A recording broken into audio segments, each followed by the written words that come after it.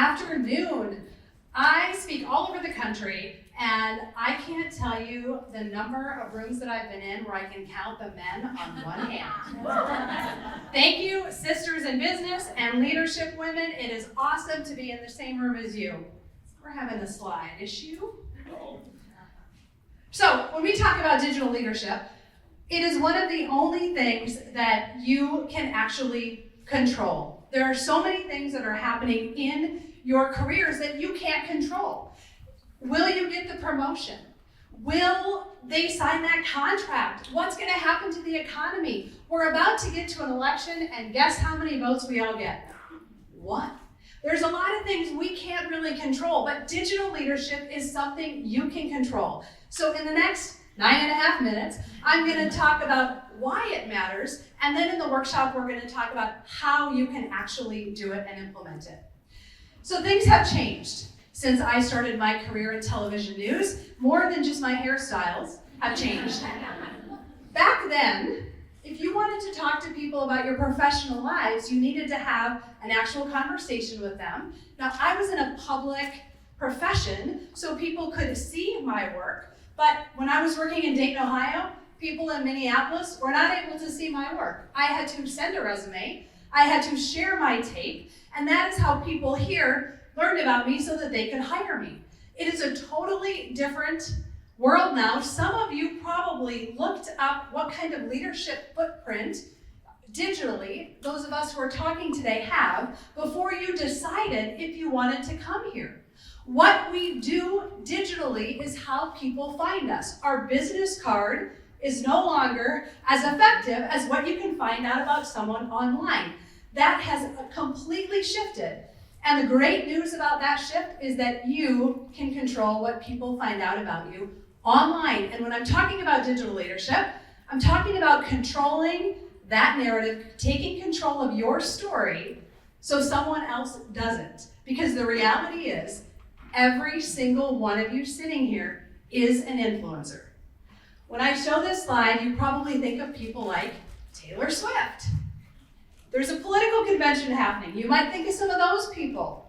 You might think of Taylor's boyfriend, who I like to call him Taylor's boyfriend, and so we'll call him Taylor's boyfriend. But all of you have influence, therefore you are an influencer. And I challenge you to curate your online presence as an influencer the same way that a celebrity does. How do I know that you have influence? Look at this stat. People not get their news on social media, we know this. The ultimate influence on social media for brand impact. Number 1, everyday consumers. Number 2, corporate executives. 3, employees. 4, niche or micro influencers. 5, journalists. 6, social media influencers. And last, celebrities.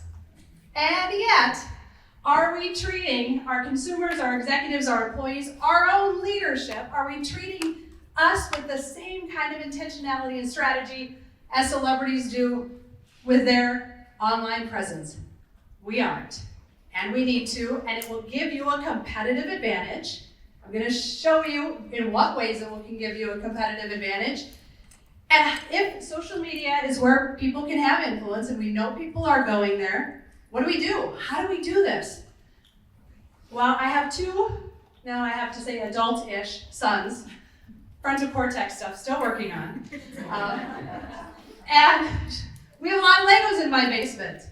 And I actually hired one of my sons to build this from a kit. And I want us to talk about how we can get to story. That is where the competitive advantage is, especially when it comes to social media.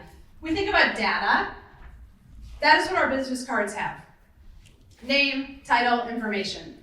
Sorted data might be our resume. Might be, we've grouped some things together, might be our business cases, that sort of thing. But story, it's where the magic happens. When I walked up here, you told yourself a story, might or may not have been true about me. You looked me up online, hopefully you found a story that is aligned with what you're seeing with having me right in front of you today. The beautiful thing about this illustration is that pretzel on that far shop, you can see it, there's a pretzel, there's a dog, it's a little town. That pretzel is somewhere in that big pile of Legos.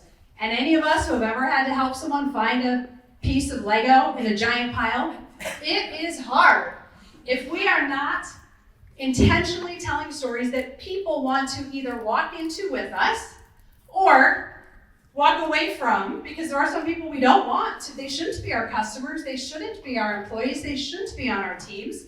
If we are not accurately telling the story, they're going to go figure some stuff out that may or may not be true. We're asking them, find the pretzel in the pile of Legos and enjoy everything else you find out about me while you're looking online and all the other little Lego pieces that someone could have put out there that may or may not even be true. I'm getting my master's right now, and let me tell you, there is not a storytelling class in a business degree program. And yet, what does Gary Vee say? Storytelling, by far, the most underrated skill when it comes to business. We don't do a very good job of this. And if we're doing a great job for our employers or for our own businesses, we're probably not doing a great job with our own careers. And the story and the breadcrumbs of the story that you are telling online, those are the breadcrumbs that will impact your future career. People will choose to buy from you. They will choose to work with you. They will choose to hire you for different things. They will choose to invite you to a nonprofit board, a for-profit board, because of the stories that they are learning about you online. Content shared by employees receives 8 times more engagement than content shared by brand channels, and employee advocacy on social media can increase the reach of a brand's message by 561%. Most marketing budgets are going right to the brand. That is not where we can have the most power. We can have the most power with people. People want to work for people. People trust people. People do not want to trust brands or hire from brands. Those days are as out of style as my big bangs that I had when I was on TV in Mankato, Minnesota in the 90s. It's a new day, and we have control, and we can own our own stories, and we can impact our future careers. 82% of employees research a CEO's online presence when considering joining a company. Where do they search? Company's website, CEO's LinkedIn, and Google. This isn't just true for CEOs. If you're interviewing people, if you're trying to get interviewed, Google is where you need to have control.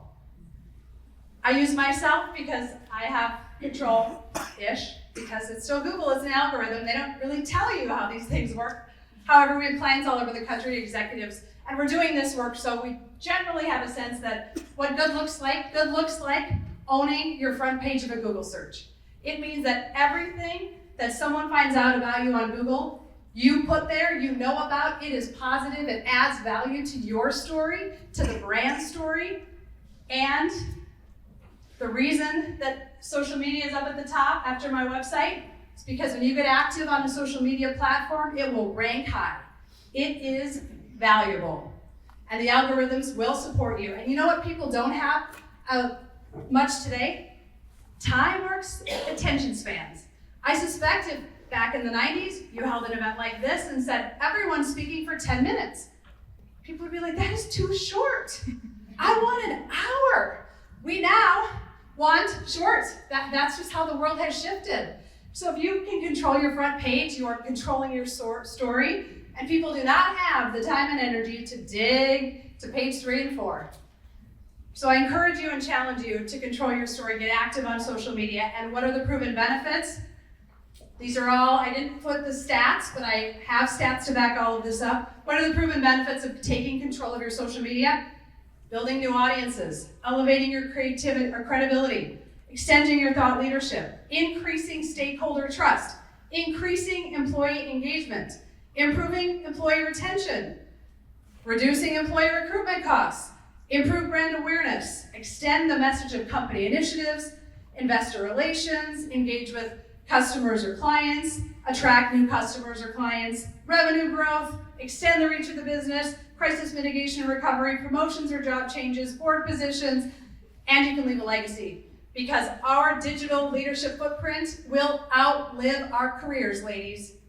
Our kids, our grandkids, our friends, our nieces, our nephews, they're gonna look us up and let's control what they find out about us because we have that control. If you are interested in more information and are going to go to a different workshop, I encourage you to scan. We put out a monthly newsletter. These trends change fast. Google has changed algorithms and the rules in social media and LinkedIn since January 1st. So scan that one, and I am releasing a book. Been working on it for a long time. This is the first time I've ever said I'm releasing a book. It's very scary, so thank you for welcoming that. It's been in the works for a while. Follow me on social media platforms, and thank you so much. I appreciate your time.